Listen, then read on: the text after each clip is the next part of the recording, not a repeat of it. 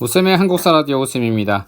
자, 지난 시간에 제69회 한능검 심화 30번까지를 풀어봤는데 그 30번까지 푼 이유는 30번까지만 제대로 풀어도 3급을 딸 수 있기 때문이에요. 자, 이게 무슨 말이냐? 50문제 중에서 30문제만 맞추면 60문제, 대략 60점을 맞출 수 있는 거죠. 그 60점을 맞출 수 있기 때문에 60점 이상이면 3급이기 때문이에요. 나머지 다 찍어도 된다는 얘기죠. 그게 무슨 말이냐? 30번까지 문제를 푸시고 25개 정도만 제대로 맞춘다면 20문제를 찍어도 대략적으로 한 번을 찍어도 5문제가 더 나올 수 있다는 얘기인 거예요. 자, 이런 내용입니다. 그러니까 조선시대까지만 공부하면 3급은 그냥 무난하게 따실 수 있다. 조금 불안하다 그러면 35번까지만 제대로 공부해도 되는 거예요. 그래서 저는 이런 급수 자격증을 딸 때는 좀 요령을 좀 부리면서 하자. 괜히 조선시대도 다 잘 모르는데 더 어렵고 힘든 근현대사를 공부해봐야 그게 잘 점수가 안 나옵니다. 그러니까 선택과 집중을 통해서 3급을 따시려고 한다면 30번까지만 제대로 공부를 하고 나중에 나머지 31번부터 50번까지는 다 찍어라. 그래도 무난하게 3급을 따실 수 있습니다. 그러니까 한국사 능력을 평가하는 게 아니고 한국사 급수를 따기 위한 요령을 아시면 3급은 그냥 따실 수 있다 이런 얘기인 겁니다. 왜? 3급은 50문항 가운데서 30문제만 맞추면 3급을 따실 수 있기 때문이에요. 그럼 2급은 어냐? 2급은 여기에서 5문제만 사실 더 맞춰도 되는 거죠. 어찌 보면 5문제를 더 맞추면 혹은 10문제 정도 뭐 안전하게 공부하자면요. 그래서 대략적으로 50문제 가운데서 40문제인데 40문제가 아니라 산술적으로 얘기하면 2급은 70점 이상이 나오면 되잖아요. 그럼 70점 이상 나오게 되면은 35문제인 거죠. 그죠? 그래서 35문제 정도인데 근데 이것도 5문제를 제대로 공부하기가 어렵잖아요. 그죠? 그래서 저는 대략적으로 한 이렇게 40문제 정도만 좀 제대로 공부를 해봐라. 2급을 따려면 원래는 35에서 40번까지니까. 그래서 이번 시간은 2급 따기 이렇게 한번 제목을 달아보았어요. 그래서 대략적으로 40번까지 푸는 그런 시간을 가져보도록 하겠습니다. 그러니까 2급, 3급, 2급 이 차이가 뭐냐면 근현대사를 제대로 공부했느냐 안 했느냐의 차이인 거예요. 그래서 엄밀히 말하면 이제 우리나라에서는 이제 그 2급까지만 요구하는 곳이 있지 1급 이상을 요구하는 곳은 없어요. 그러니까 굳이 한국사 능력 검정 시험은 뭐 80점 이상을 맞겠다 이런 건 필요가 없다. 뭐 이렇게 보실 수가 있겠습니다. 그래서 이번 시간에는 31번부터 40번까지 한 10개 정도 이게 근현대사가 사실은 좀 어렵습니다. 사실 제가 한국사를 공부를 했는데 대학에서 근데 이 한국사도 전공이 따로 있어요. 의대도 왜 내과, 외과, 뭐 피부과 이렇게 있듯이 한국사학과도 그 안에서 시기에 따라서 이렇게 전공이 다 다릅니다만 제 전공은 사실 근현대사입니다. 근현대사 중에서도 사실은 현대사입니다. 그래서 현대사 쪽을 공부를 한 사람입니다. 근데 현대사가 어렵죠. 저도 뭐 쉽지 않은데 근현대사는 뭐다? 연도, 그죠? 그다음에 명칭, 어려운 한자식 명칭, 또 사람, 뭐 단체, 뭐 이런 걸 한꺼번에 이제 외우는 거다 보니까 뭐 물론 사건도 당연히 있을 수 있겠죠. 그래서 이런 걸 이렇게 몽땅 다 외워야 되는데 이게 쉽지는 않아요. 그래서 쉽지 않기 때문에 많은 분들이 근현대사를 아예 이렇게 어렵게 생각합니다. 그래서 저는 한국사 능력 검정 시험을 공부하시는 분들 가운데에서는 이 근현대사를 공부를 하라? 저는 하지 마라. 이제 이렇게 얘기를 해요. 차라리 그냥 조선시대를 더 열심히 공부해가지고 30개를 더 다 맞추는 게 더 낫다. 그래서 저는 그렇게 얘기를 합니다. 제가 이쪽 공부한 사람에도 불구하고 한국사 능력자를 뽑는 게 아니라 우리는 급수만 따면 되기 때문이에요. 뭐 과정은 중요하지 않다. 결과만 알아주는 우리나라에서의 그죠? 결과가 제일 중요하다. 그런 지저분한 더러운 세상이라고 볼 수 있습니다. 자, 어쨌든 시험입니다. 자, 그러면 바로 문제풀이 들어가 보도록 하겠습니다. 자, 31번 갑니다. 가에 들어갈 내용으로 가장 적절한 것은 뭐 이렇게 뭐 한국사 챗봇, 뭐 GPT 뭐 이런 식으로 가네요. 이렇게 뭐 재밌네요, 이런 거. 여기서 핵심은 뭐냐면 군국기무처를 알려줘예요. 군국기무처. 그럼 이 군국기무처는 1차 가보개혁을 찾아라 라는 거다. 그래서 1차 가보개혁 문제가 나오면 항상 이 2차 가보개혁을 좀 같이 돼요. 좀 어렵죠. 그래서 이게 2점짜리인 겁니다. 그래서 그럼 1차 가보기역과 2차 가보기역을 구분하는 문제 중에서 제일 많이 나오는 그런 게 뭐냐 이렇게 얘기를 드리면요. 1차, 2차 구분하긴요. 저는 이렇게 외우라고 해요. 국립 대박.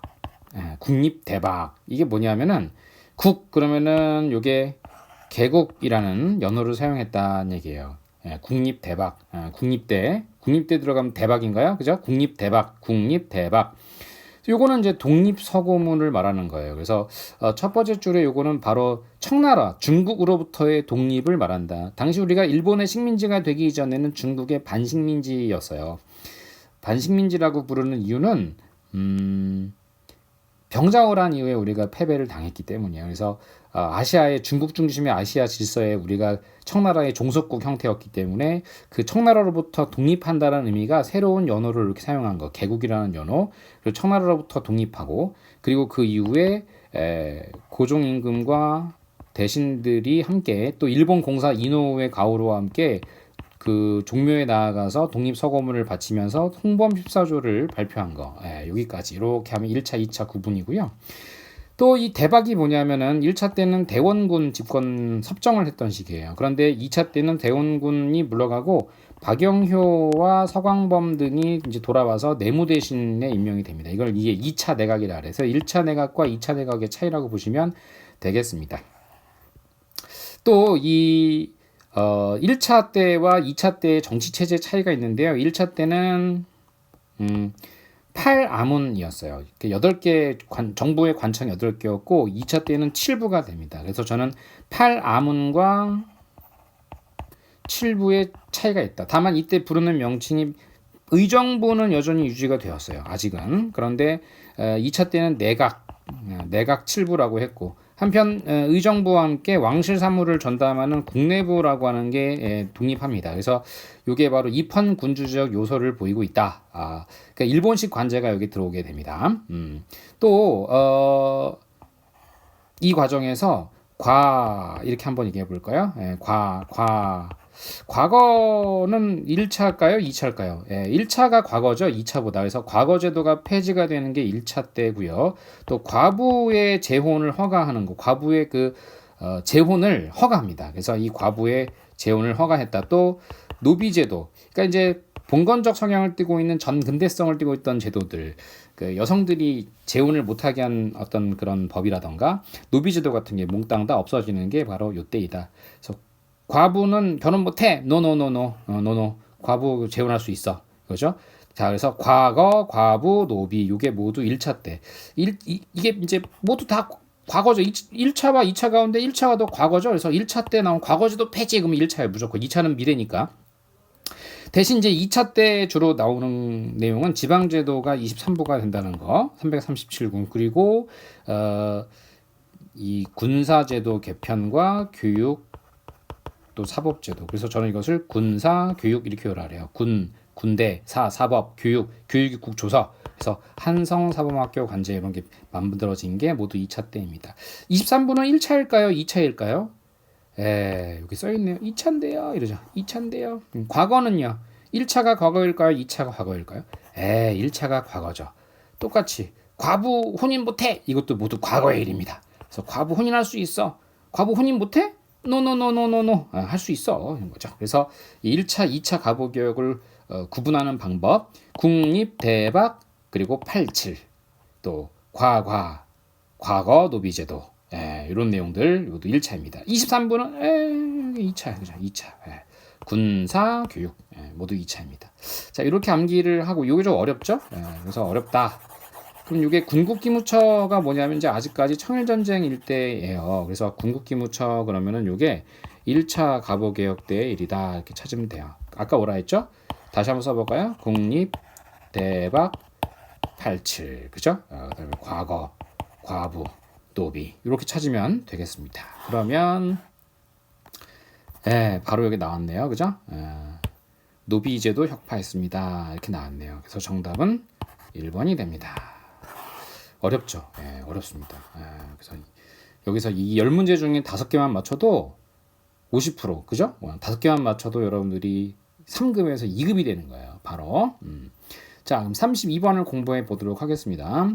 가 단체에 대한 설명으로 옳은 것은 뭐 여러 가지가 있는데 이제 대략적으로 이런 표현이 나오네요. 자립이라는 표현, 자수라는 표현, 그죠? 그래서 이 두 가지는 하늘이 우리 폐하께 부여해준 하나의 큰 권한입니다. 그래서 폐하라는 표현. 그래서 신등은 가를 설립하여 독립문을 세우고 이렇게 됐죠? 그럼 독립문을 세운 단체, 요게 핵심이에요. 그죠? 뭐 다른 것보다 독립문을 세웠다. 그럼 독립문을 세운 단체니까 가 단체는 독립협회가 되겠죠. 독립협회 그러면 이제 뭐냐 해서 쭉 보니까 정답 4번이 되겠습니다. 그래서 중추원 관제 개편을 통한 의회 설립을 추진. 이게 바로 독립협회를 이제 1기, 2기, 3기, 4기 이렇게 활동하는 그 시기 구분인 방법이 있는데 요 의회 설립을 하자 이렇게 주장한 거 있잖아요. 이게 언제냐 하면은 3기, 4기에 해당하는 만민공동회 그리고 이게 관민공동회로 발전해 나가는 과정에서 관민공동회에서 주장했던 내용 허니 6조에 있는 내용입니다. 허니 6조의 중추원 개편 내용이 들어가 있다. 그래서 정답은 4번. 이게 혹시 그 독립협회라는 말이 들어가 있어가지고 독립이라는 말 혹시 이렇게 1차원적으로 생각하신 분은 없으시겠죠? 뭐 독립 있다고 해서 독립 이렇게 들어가면 요거는 뭐 거의 아메바 수준입니다. 그렇게 가면 안 돼요. 그래서 정답은 4번이다. 쉽지 않죠? 생각보다. 33번입니다. 1점짜리네요. 그래서 쉬울 것 같은데 근현대에서 이상하게 어려워요. 자, 거액의 외채 1,300만 원. 자, 그러면 바로 국채가 되겠죠. 우리나라가 외국에 진 빚, 특히 일본에 진 빚들인데 이 국채 보상 운동에 대한 설명으로 옳은 것은 제가 지난번 옳지 않은 것은 이건데 옳은 것은이라 봐가지고 한번 헷갈린 적이 한번 있었죠. 여러분들도 저처럼 그런 실수하지 마시고 이렇게 잘 문제를 읽기 바랍니다. 국채 보상 운동은요, 국채죠? 국채 이렇게 앞글자만 뭐 초성만 써볼까요? 그래서 07년에 시작이 되었어요. 그리고 국채보상운동은 1차 한일협약 고문 파견에 따른 결과고 이 과정에서 3대 운동, 저는 대 이렇게 외우라고 하는데요. 이게 뭐냐면은 대구에서 시작을 했어요. 처음에 서상돈, 김광재 이런 분들이 시작을 했고 그래서 대구 중앙로역 가면은 거기 서상돈 선생 국채보상운동 했던 곳이다 해서 지하철역에 써있기도 합니다. 그 다음에 대한매일신보라는 곳에서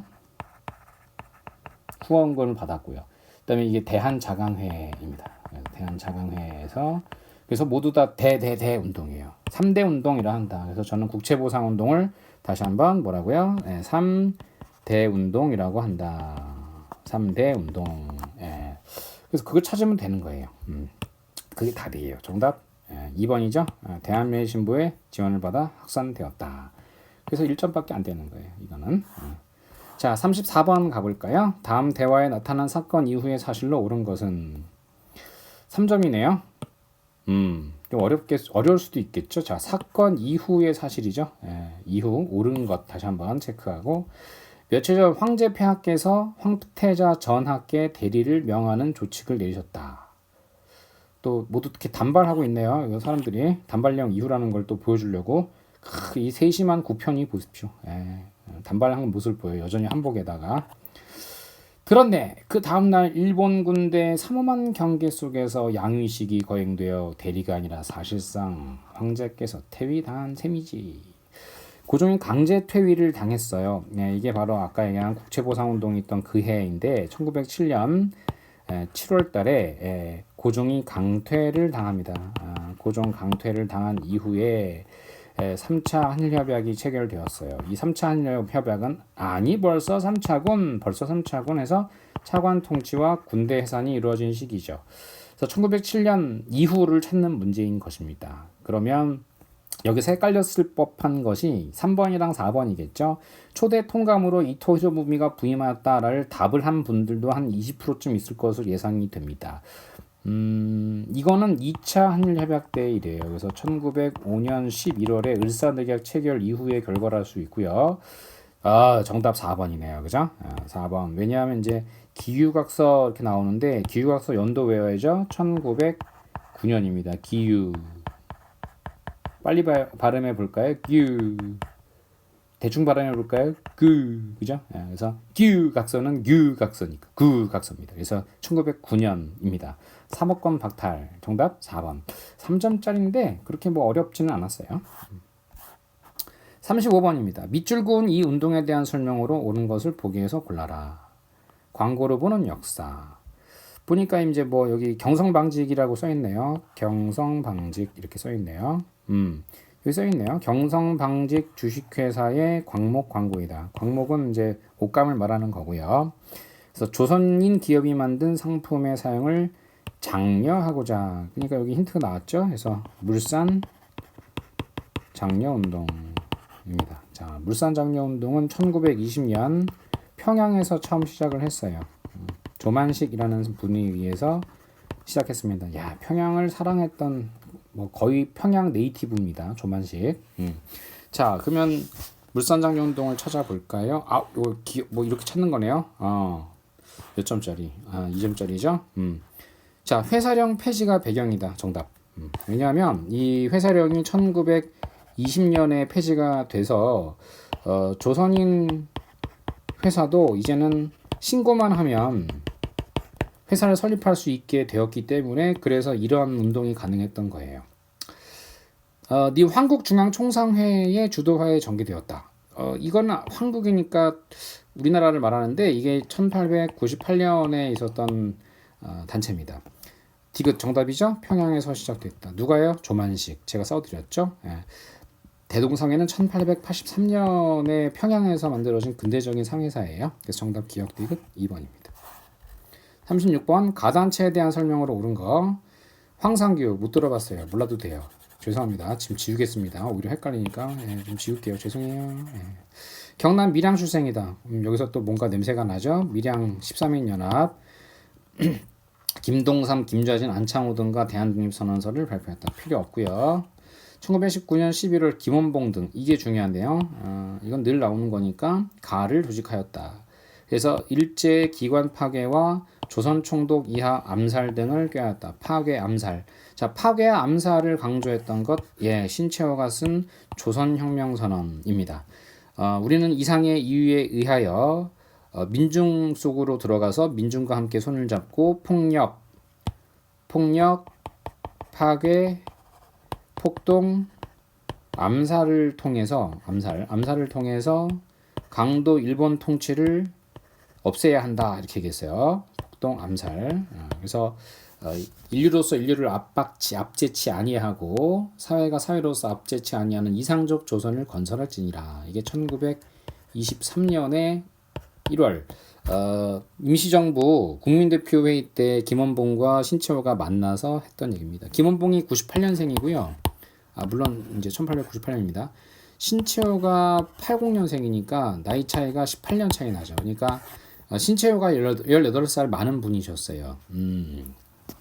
사실 동지라고 하기에는 좀 우리나라의 유교적 관념상 위아래가 좀 확실했죠. 그런데 신채호는 김원봉을 매우 훌륭한 일을 하고 있다 하면서 이렇게 조선혁명선언을 흔쾌히 써준 것으로 유명합니다. 그때 그 국민대표회의라는 게 개최가 되면서 임시정부의 노선을 둘러싼 대립이 발생했던 시기거든요. 그래서 김원봉과 신채호가 그때 의기투합해서 앞으로 이 임시정부를 파괴하고 새로운 걸 만들자라는 움직임을 서로 합의를 했었어요. 이게 뒤에 나오는 얘기지만 그래서 김원봉이 앞으로 임시정부 해체를 주장하게 되는 사상적 그 근원을 제공하신 분이 사실은 다름 아닌 신채호였을 것으로 저는 개인적으로 생각을 하고 있습니다. 분명히 신채호가 이 김원봉에게 어떤 영향을 주었는데 그게 바로 뭐냐, 임정을 파괴하라, 임시정부를 파괴하고 새로운 정부를 만들어라 이렇게 얘기했던 것. 그럼 이 임정을 지키고자 한 사람 누구예요? 김구죠. 그래서 김구와 김원봉이 좀 사이가 안 좋았던 그런 계기가 됐다고 볼 수 있습니다. 뭐 어쨌건 정답 1번입니다. 오답풀이는 안 할게요. 뭐 사료가 나오네요. 순서 배열하는 문제. 순서 배열하는 문제는 항상 3점이에요. 자, 가사를 볼까요? 이척의 죽음, 순종의 죽음이네요. 순종은 1926년에 죽었어요. 그럼 이 순종 황제의 죽음으로 인해서 일어난 운동 1926입니까? 6이죠. 6으로 시작하는 민족운동 60만세 운동, 1926 60만세 운동, 1926 60만세 운동.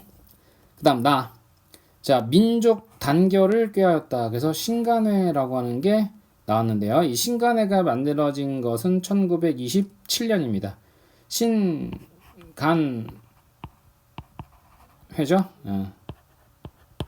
신간회. 신간회. 전 이상하게 신간회 하면요, 요 간자가 7로 보여요. 간자 할 때요. 그러니까 7년입니다. 이건 6년이고, 이건 7년이고. 그다음에 다는 광주 학생 항일운동이겠네요. 광주 학생 항일운동. 이건 1929년인데 29년. 광주 써볼까요? 1929 광주 학생 항일운동. 1929광주 학생 항일운동. 1929광주 학생 항일운동. 그래서 1926 10만세 운동. 신간회 기억의 신간회. 29광주 학생 항일운동. 679 순서, 가나다 순서. 정답 1번. 3점짜리인데. 자, 38번. 밑줄그은 시기에 볼 수 있는 모습으로 가장 적절한 것은? 전라남도 여수시 검문도에 있는 해안동굴 진지입니다. 필요 없고요. 국가총동원법이 시행되던 시기입니다. 국가총동원법은 1938년 4월 1일에 공포가 되었어요.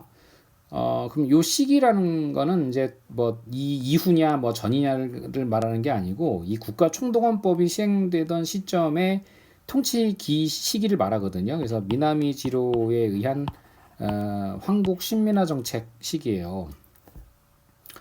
그래서 황국 신민화 정책을 얘기하라. 그러니까 여기 바로 나왔네요. 황국 신민서사 암송 강요하는 학생. 이거 사실 황국 신민서사는 1937년 중일전쟁이 발발하면서 강요가 됩니다. 그래서 저 중일전쟁 기간 요 정도로 볼 수 있겠죠. 그래서 요런 문제가 나오면 이제 이런 시기를 이제 묻는 경우가 있어요. 그래서 대략적으로 이게 1931년 만주사변 이후냐, 아니면 37년의 중일전쟁 이후냐, 아니면 1941년의 태평양 전쟁 이후냐, 이렇게 해가지고 요 구간에서 이게 요게 그다음에 요 다음에를 다 이런 식으로 나누기도 해요.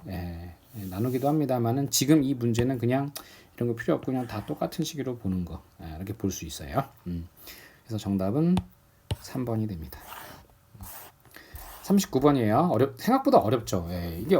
이게 공부를 좀 많이 해야 이렇게 풀 수 있어요. 이게 쉽진 않아요. 그죠? 자, 가나 법령이 발표된 사이의 시기. 이것도 순서별 문제인데, 순서별 문제는 이렇게 어렵게 사료형으로 이렇게 합쳐지면 3점짜리가 됩니다. 그럼 1번 볼까요? 신한공사, 이게 힌트인데, 이 신한공사의 원래 이름이 뭐냐면은 일제시대 때는 동양척식 주식회사였어요. 동척.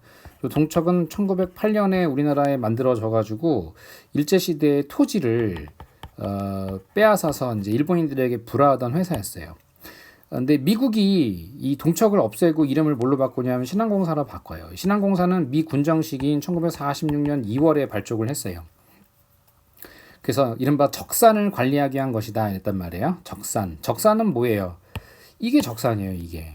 그래서 적들이 갖고 있던 재산, 그게 이제 뭐 총독부 재산이나 동척의 재산이 되겠죠. 그래서 46년 2월에 만들어졌고, 이렇게 찾으면 여기 써 있네요. 사조에 이게 나온 게 처음 봤어요. 저는 이거죠.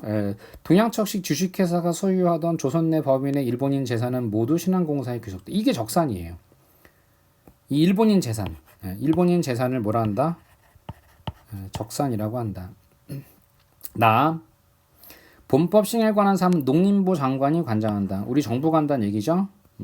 대한민국 정부의 농림부.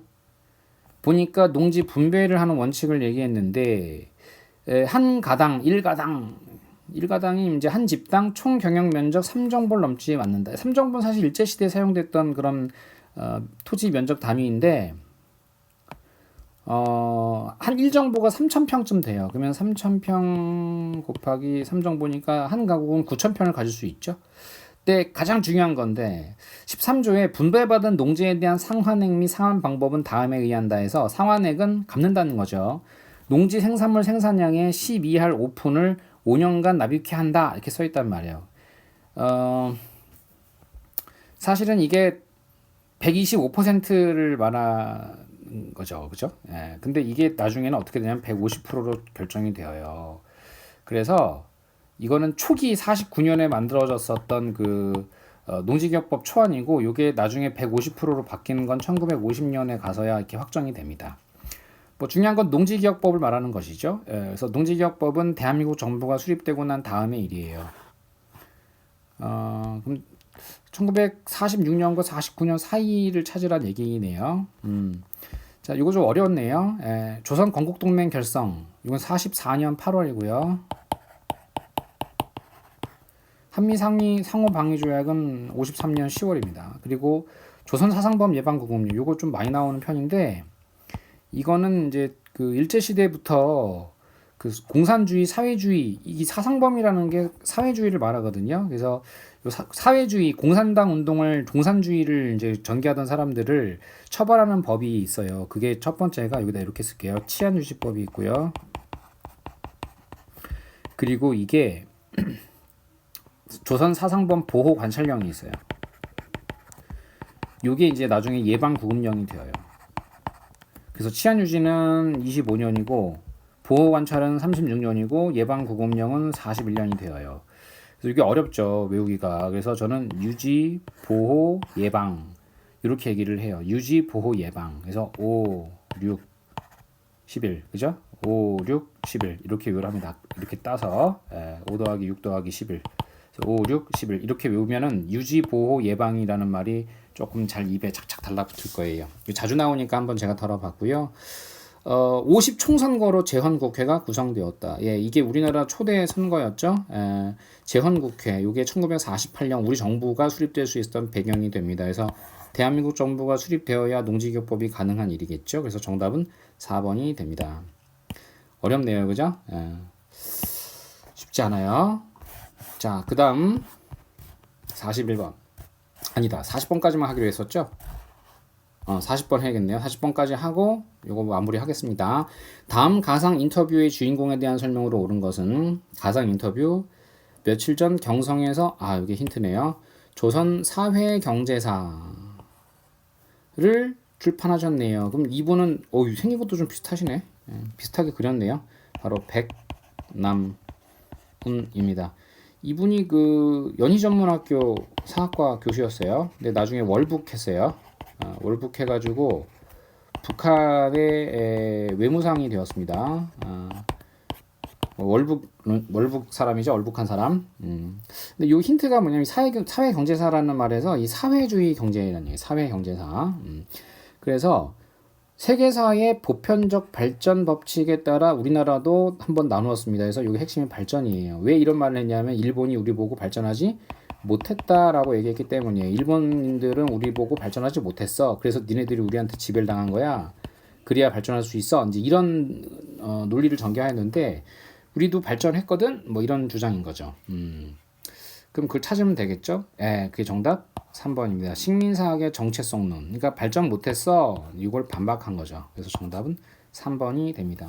자, 이렇게 해서 40번까지 문제를 풀어봤는데 어떠세요? 만만치가 않죠. 사실 근현대사 하는 거면 만만치는 않아요. 그래서 좀 자세하게 공부를 해둬야 하는 부분이 없지는 않습니다. 뭐 그렇다고 뭐 엄청 어렵고 그러진 않는데 뭐 하는 검의 근현대사는 좀 공부할 내용도 좀 많이 있어요. 그래서 좀 책을 좀 많이 읽어봐둬야 여러분들이 근현대사 문제를 이렇게 푸는데 어려움을 겪지 않을 거다. 이렇게 저는 생각을 합니다. 자, 오셈의 한국사 라디오 하는 검 심화 2급 따기 40번까지를 한번 살펴보았습니다. 쉽지는 않았다. 이런 생각을 좀 해봅니다. 물론 공부를 안 하신 분들 입장에서는 말이죠. 자, 이렇게 해서 마무리를 하겠습니다. 안녕히 계십시오.